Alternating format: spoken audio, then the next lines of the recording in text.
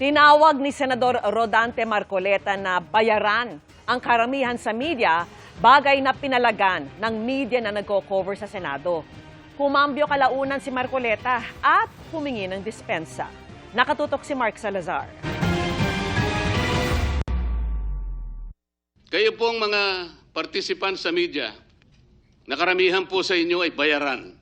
Tahasang inakusahan ni Senador Rodante Marcoleta ang mga miyembro ng media sa pagdinig ng paksyon ni Senator Alan Peter Cayetano kaugnay sa issue at kontrobersya ng flood control. Sabi ni Marcoleta, bakit hindi raw kine-question ng media ang 11 senador ng paksyon ni Senator Win Gatchalian na walaan niyang ginagawa para ituloy ang pagdinig sa tinawag niyang karumal-dumal na pagnanakaw sa salapi ng bayan. Deserve aniya ng taong bayan ng mga sagot kung sino ang tumanggap ng pera. Sasabihin ko na sa inyo ito, meron po bang nagsalita sa kanila? Kayo pong members ng media, tinanong niyo po ba sila kung bakit nagpakatahimik sila? Halos 10 buwang singkad hindi sila kumibo. Kinundina ng Senate media ang pahayag na yan ni Marcoleta. Hindi lang anila irresponsable ang pahayag ni Marcoleta, kundi pag-atake rin sa isang institusyon na kinikilalang mahalaga sa anumang demokrasya.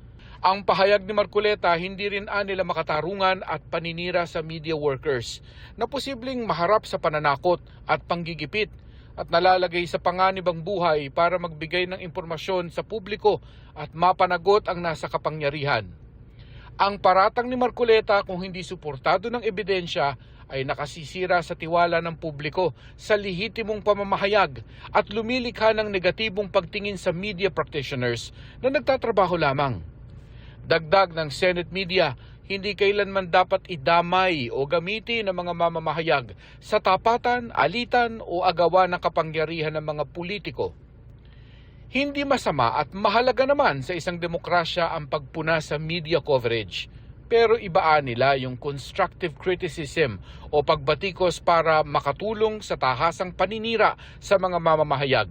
Hindi nila humihingi ang media ng papuri, pero hindi rin nila deserve ang walang batayang pagkondena. Ang nararapat nila ay magkaroon ng media ng kalayaang magulat nang hindi binabansagan ng kung ano-ano, hindi binubuli at hindi isinasakripisyo sa labang politikal ng iba. Sa press conference kaninang hapon, nilinaw ni Marcoleta na hindi niya nilalahat ang media. Humingi rin siya ng sorry. Pwede niyo bang i-play yung statement ko if I said that exact sentence?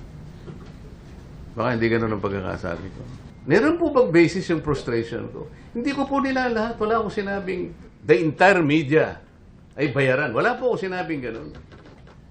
Maybe I had some frustrations with PR. Pasensya na po kung ako'y nakapagsalita ng ganun. I did not mean it. Ito po ay dahil sa frustration ko sa nangyari at sa nangyayari pong nakikita ko.